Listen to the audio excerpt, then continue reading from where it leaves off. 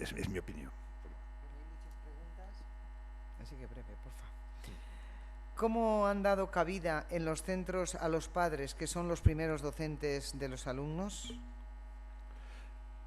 Hemos incluido también nosotros llamábamos comisión de convivencia, no observatorio del centro, es decir, que estuvieran los padres. Hemos hecho formación con las APAs y luego hay una relación fluida en el sentido de que están al día de todo lo que están haciendo.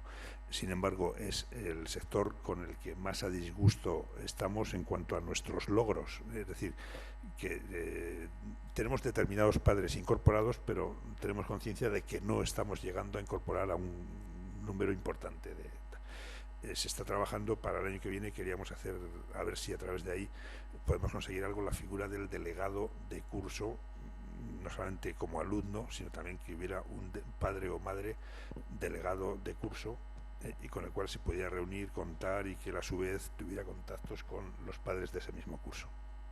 Pero no hemos conseguido, es el campo en el que menos hemos conseguido. ¿Cómo podemos hacer aquí en Euskadi? Eso lo tendremos que ver entre nosotros, a ver cómo arreglamos, pero bueno, la pregunta te va dirigida. Para que exista una asignatura y tiempo dedicado a esto, pues entre religión y otras asignaturas no queda igual que en el MEC.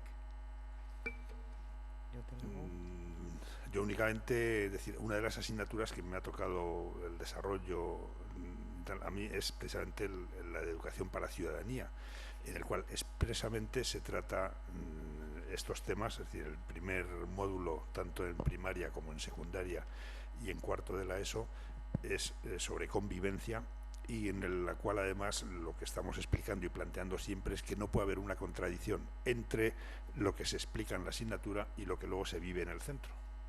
Entonces sería una de las posibilidades. Bien, otra pregunta dice, aparte del diagnóstico de la situación y el empleo de la mediación y de los recursos del ayuntamiento, ¿qué otras medidas implantasteis para hacer frente a la disrupción?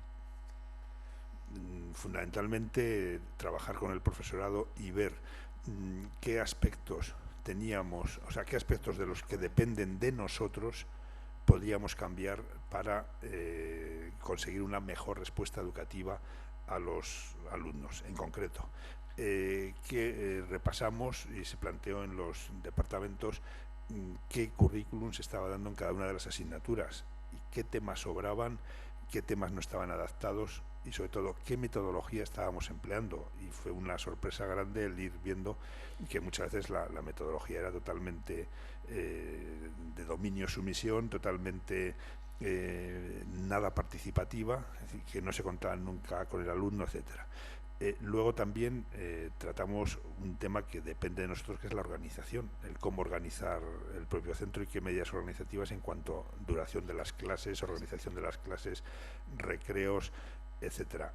Y luego insistimos mucho también en las reuniones de Turkana que teníamos quincenalmente, en la revisión del estilo docente, revisar nuestro propio estilo docente y ver qué cosas podíamos modificar y podíamos cambiar para todo esto. ¿Por qué? Pues porque muchas veces el estilo docente también puede estar creando determinadas situaciones de disrupción, o por lo menos estar incentivándolas y estar provocando. Me resulta muy duro decirlo, pero yo creo que es una realidad. Es decir, yo ahí daba una estadística que el 24% de los alumnos acumulaba el 68% de los partes. La misma estadística que tenemos, que es el 21,5% del profesorado, acumula el 70% de los partes. Es decir, que también hay estilos docentes que perjudican. Entonces, revisando esas cosas. Otra pregunta más. Como tiene experiencia en secundaria, ¿en qué tiempo se junta el profesorado para poner en marcha, hablar, coordinar el plan de convivencia? En su experiencia, ¿cómo ha sido esto? Nosotros conseguimos que los miércoles se hiciera un arreglo en el horario de todos los que participaban en el Turkana, de tal manera que terminábamos las clases a la 1:30, y de 1:30 a 3, que era horario todavía lectivo, lo empleábamos como horario, por decirlo así, obligatorio para las reuniones, y luego continuábamos normalmente hasta las 4:30, es decir, sabiendo que la administración nos daba un 50% y nosotros poníamos otro 50%. para conjugar un poco el voluntarismo con lo de la administración. Y luego, pues, en función, la formación intensiva que hacíamos todos los trimestres, la teníamos que hacer por la tarde de 4 a 8. Pero buscamos un hueco en parte del horario oficial. Ya. Bien, alguien dice, creo que hay un aspecto creativo en las 162 maneras de molestar. Vaya que sí. Y preguntan si existe algún grupo que trabaje para dar la vuelta a este aspecto. Será para que busquen 162 maneras de montárselo bien, digo yo. Fundamentalmente es cambiar la manera de dar clase, la metodología y todo esto. Pero así específicamente para estudiar las 162 maneras y cómo se le dan vueltas, no, sino más bien la respuesta que hay que dar ante una situación de esas. Bien, y para terminar tenemos 2 personas que quieren hablar, así que les damos la palabra, la pregunta o lo que queráis comentar, y seguido nos vamos al café. Y tengo que hacer 2 observaciones antes de acabar, Perdona. Pedro, una pregunta porque que es una cosa que comentamos mucho entre los profesores cuando nos juntamos. Seguimos teniendo, como has dicho tú, diferentes creencias, diferentes visiones de lo que es la educación, y estas diferentes visiones están dentro de los centros. Fundamentalmente, a lo mejor las mayores divergencias ocurren en secundaria, que muchas veces impiden que cosas que están implementándose, que son buenas, que están dando resultados en unos sitios, pues seguimos que no se pueden poner en marcha. Entonces mi pregunta era, cuando ves una parte del profesorado quiere hacer cosas y otros compañeros están diciendo no, yo vengo aquí, doy clases y me voy, y cuando todo este problema es de la familia exclusivamente y se le expulsa exclusivamente, y hay parte de gente que quiere hacer cosas, que lo está intentando y lo está consiguiendo. Además, ¿cuál es vuestra experiencia en ese sentido? Porque parece que es la única profesión o de las pocas que yo conozco. No me imagino, no sé qué pasa, en medicina no me imagino a nadie diciendo no, queriendo poner algo que está investigado, una técnica, una forma de trabajar diferente, y comenzar a hacer cosas como se hacían hace 60 años porque le enseñaron en la facultad, aunque sea muy mayor. Hoy en día la gente se recicla, la gente piensa, la gente lee, y eso es lo que deberíamos también hacer los profesionales, ¿no? Entonces, la cuestión es algo que sale mucho. ¿Qué habéis hecho con eso? Sí, en primer lugar hicimos lo que podríamos llamar un pacto de no agresión, es decir, nosotros queremos trabajar, vosotros nos dejáis, y no, nadie estorba y tal, y bueno, o sea, no nos acusábamos a nadie y tal. Segundo, los profesores se han ido incorporando, y los centros que se han ido incorporando lo han hecho porque han visto que era útil y que les solucionaba problemas del día a día. Es decir, no se han incorporado profesores porque hayamos hecho un discurso muy bonito o porque tengamos grandes ideas y tal, sino decir, oye, que es que si tú haces esto en clase te da resultado. Y hablando, decir, ¿y por qué no has probado tal cosa? ¿Por qué no has hecho tal cosa? Es decir, como que de alguna manera ha sido el núcleo que, partiendo de una situación de respeto y de decir, bueno, no estoy de acuerdo, pero entiendo que tú vives las cosas de esta manera, pero yo te ofrezco claramente mi experiencia y si te puede ser útil, lo verás. Así es como hemos conseguido. Nunca hemos pasado del 50%. Que ya es mucho, que ya es mucho, y que siempre hay un 50% que por más que hagas y tal, no hay manera, pero un 50% se nota mucho en la orientación del instituto. Bueno, yo tenía un comentario más que una pregunta a raíz de lo que he ido reflexionando, escuchándole, y era que la educación hoy en día no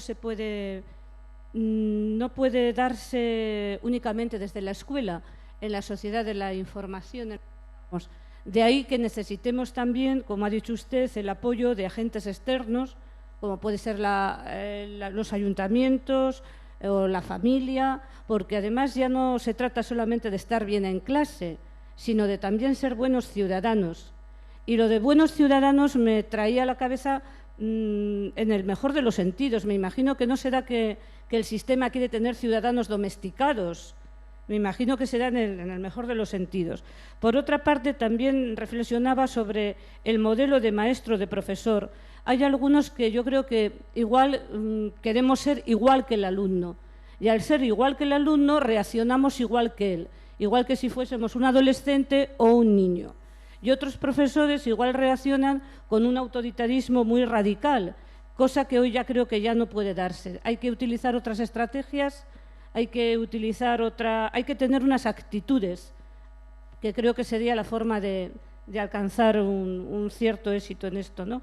Porque los alumnos, si son muy habilidosos en buscar formas de molestar, también creo que son muy habilidosos en captar la negatividad ante ellos.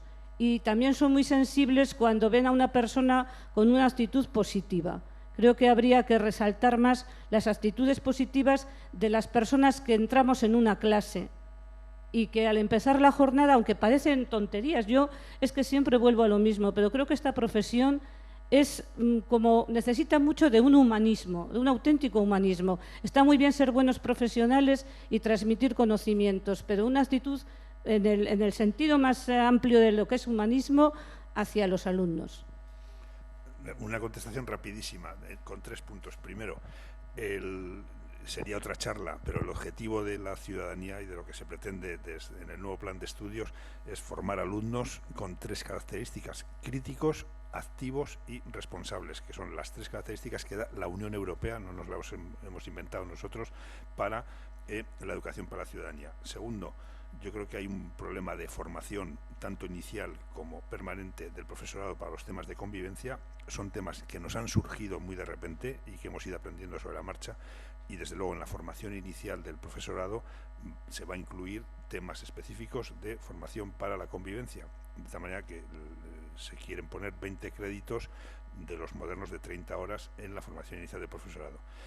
Y lo tercero que iba a decir, si hay algo, completamente de acuerdo, si hay algo que los alumnos perdonan, que el profesor sepa más, sepa menos, tenga más facilidad de trato, etcétera, pero lo que no perdonan los alumnos es la indiferencia y el rechazo hacia ellos. Y cuando hablan de buenos profesores siempre hablan de alguien que se preocupa de nosotros, y esto no es algo que se aprenda con técnica, es una actitud, es un valor moral. Y en definitiva volvemos, tú has hablado de humanismo, Adela Cortina diría que somos una profesión llena de contenido ético, porque es una actitud de respeto hacia el otro y de interés por el otro. Muchas gracias. A ti. Muy bien, Pedro.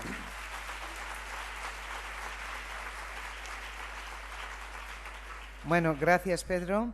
Y ahora vamos con cuestiones de intendencia.